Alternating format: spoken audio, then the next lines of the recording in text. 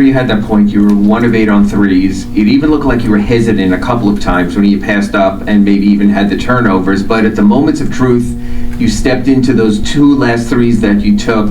Was it just a matter of, at that point in the game, you just have to have the confidence? And can you sort of take us through the confidence you had in those 2 shots?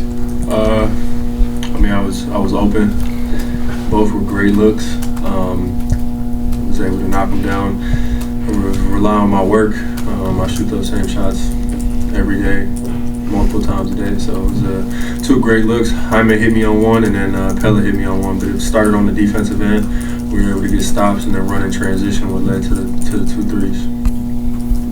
Tyler, why, other than the commitment to conditioning and all the stuff that they have preached forever around here, why are you guys this good on the second night of back-to-backs when, you know, the stats over time say you're not supposed to be doing some of these things? Spo always says that, you know, the second night of back-to-back it stands for something. You know, it's not everything, but it stands for something to be able to come, you know, from Indiana last night, land, you know, tough, you know, just embarrassing loss in our organization. We thought that was a horrible loss last night to fly here and still come up with a game plan. And the game plan was really just to come out and play harder, you know, obviously play smart, but play harder than them, outwork them.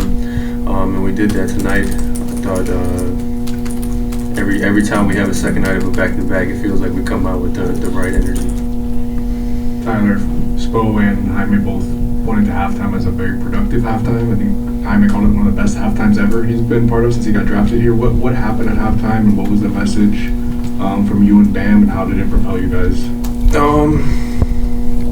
It was a productive halftime. We were able to get things done. So we were able to speak on things, eye-to-eye communication, and it led to felt like in the third quarter the ball was popping, the ball was moving, guys were getting stops and guys were flying around. We came out with a lot of energy in that second half, and you know, we won. Tyler, you guys had 30 fast break points while getting just 6 live ball turnovers, 6 steals. Usually those 2 things need to be a little bit more together. Why were you able to get so much in transition? You know, I mean, Joel's obviously a great offensive player who's he draws fouls and does a great job of like manipulating the game and slowing it down. So we had an emphasis on just whether the ball goes in or not. Let's get the ball out and run, get in transition, make Joel get back on defense. You know, like you said, we didn't force a lot of turnovers or create a lot of deflections, but we were able to get stops, and on those stops, get out and run, beat them down the floor, and then even on their made baskets a couple times, we were able to be able to beat them down the court. I was kind of talking about the pent-up anger that you guys have had because of the way you guys have been playing the past couple weeks. Can you kind of speak to that and what maybe a win like this can kind of show? Yeah, I mean, I try not to get too high and not too low in this league. You know, it's a long season. I was hurt for more than half of the year, so I like, you know, some games are obviously higher than others. We're obviously on a terrible stretch right now as a team, and I think, you know, just sticking with it, you know, understanding that it is a long season. Last week we won 7 straight. The next week we lost 7 straight.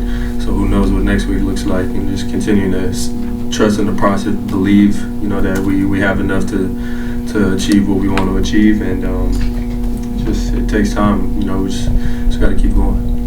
You guys were in the zone for most of the game tonight. What effect do you think that had on their offense?